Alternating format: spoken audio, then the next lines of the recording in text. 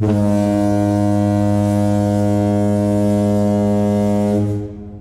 there, part-timers. Once again, we are in the collection room. Welcome. We are taking a look at some comics. Now, this is from a lot that I just got recently. This is Guardians of the Galaxy 1 through 4. And if it does not look like the Guardians of the Galaxy you're used to, that's because it's not. This is the original Guardians of the Galaxy, Volume 1, set in the year 3000. And it is by far my favorite version of the Guardians of the Galaxy. I remember hearing that they were going to make a Guardians of the Galaxy movie and being super shocked and surprised at a bunch of characters I'd never seen before. Because who I am quite familiar with is this team, which is Starhawk, Charlie 27, Martinex, Yondu, Nikki, last child of Earth's Mercury colony. Let's see, we got Major Vance Astro. I think that's it for the team, actually. But yeah, they're the Guardians. Stealing the, it's clobbering time phrase, which is kind of weird. I was super excited to repurchase and acquire this series. I just really was. Taserface, of course he's using all Stark armor.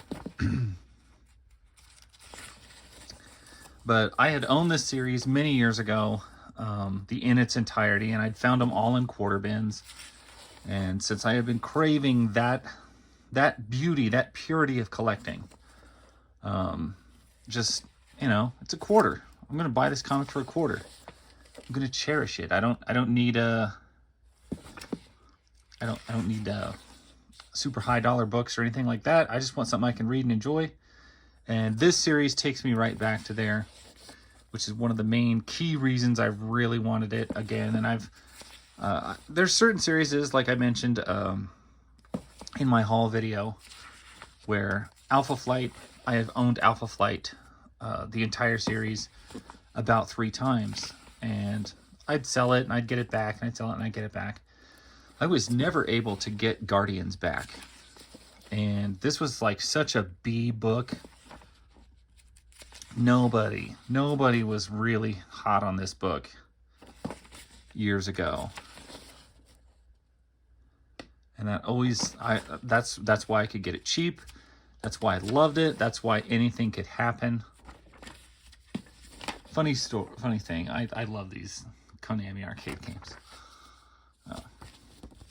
Anyway, first Cosmic issue, it was $1. When was this? 1990? Yeah, I would have probably been picking these up. I got to really thinking about it. Would have had to have been probably 97 to 98, possibly even 1999. In the time that it would have taken me to acquire them, that's what I would have been hunting them down, and I would have sold them off in the early 2000s like an idiot. Anyway, so they're battling the Stark, and the Stark, look at how dense this page is, though. That's just insane. So the Stark are just a mercenary race of aliens, violent, who have built their culture all upon Tony Stark's long-lost Iron Man armor. It's just cool.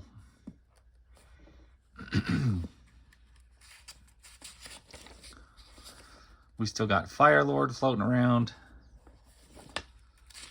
You could tell these books, I mean, they're a little faded. Maybe faded's not the word. A little hazy. Like they've just smeared just a little bit. But considering these are 35 years old. Yeah, 35 years old. Wow. I think they're looking great, and I don't know that they've, I mean, when I got them, they were in like a plastic bag, but they were in the really nasty acid plastic bags that they used to sell in the 90s. It's like they'd never been upgraded. And the more I'm around older comics, or bargain bin stuff, I would almost rather have a book that's never been in a plastic bag or a backboard, because it'll almost survive better just stuck in a box, without any acid or deterioration. It may yellow a little bit along the top, but that doesn't really bother me. None of it really bothers me anymore. But yeah, I've seen a lot of damage done from bad comic book bags and putting the backboards in wrong. Oh, there's so many that I've seen fried because they put the backboards in wrong. And it just weird. Alita.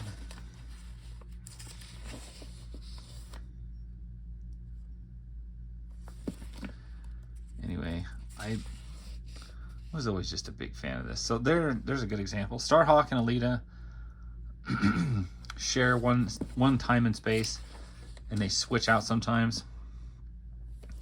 He is the one who knows. He is kind of a disturbing character. They do not get along in their relationship. There's Force. I think this starts the quest for the shield. I always loved Nikki and her hair.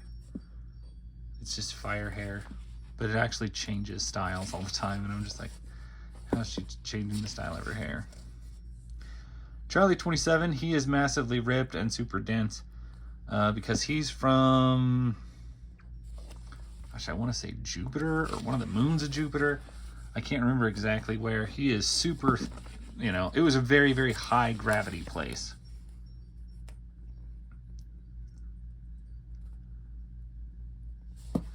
And of course, the only one you'll probably recommend or recognize from the show, the movie, would be Yondu, who I thought they just did weird.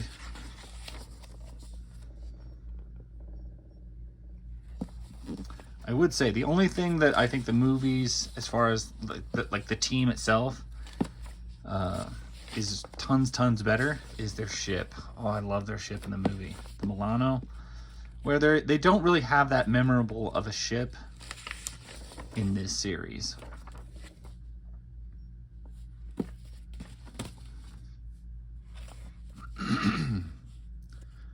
Issue 4.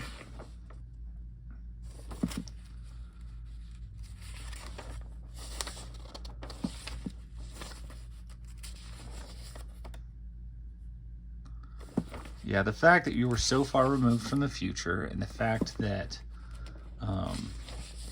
these were really like new characters or B characters, non-mainstream Marvel characters, meant that they could pretty much do whatever they wanted with them. And there wasn't going to be a lot of crossovers. I could just focus on one book. I didn't have to, because I don't know if you guys remember, there was a time in the 90s, especially in X-Men, the X books were the worst about it. Where, gosh, something would happen. Actually, no, the X-Men books weren't.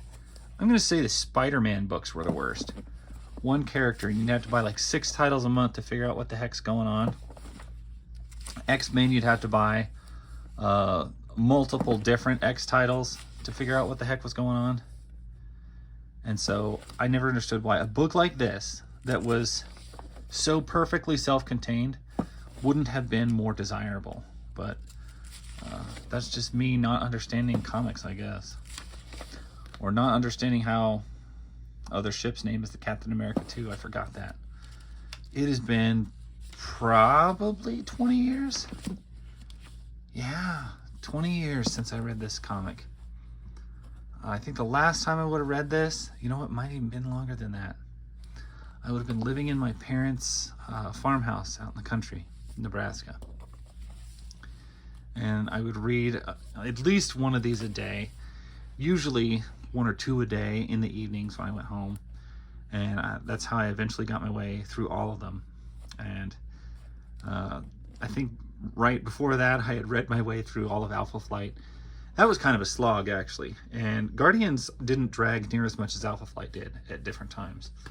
But I'm just really happy to have it back. I'm really happy to go through them all again. And I'm really happy to share them with you. So thank you, part-timers, and I appreciate it. I will catch you guys later in the next video.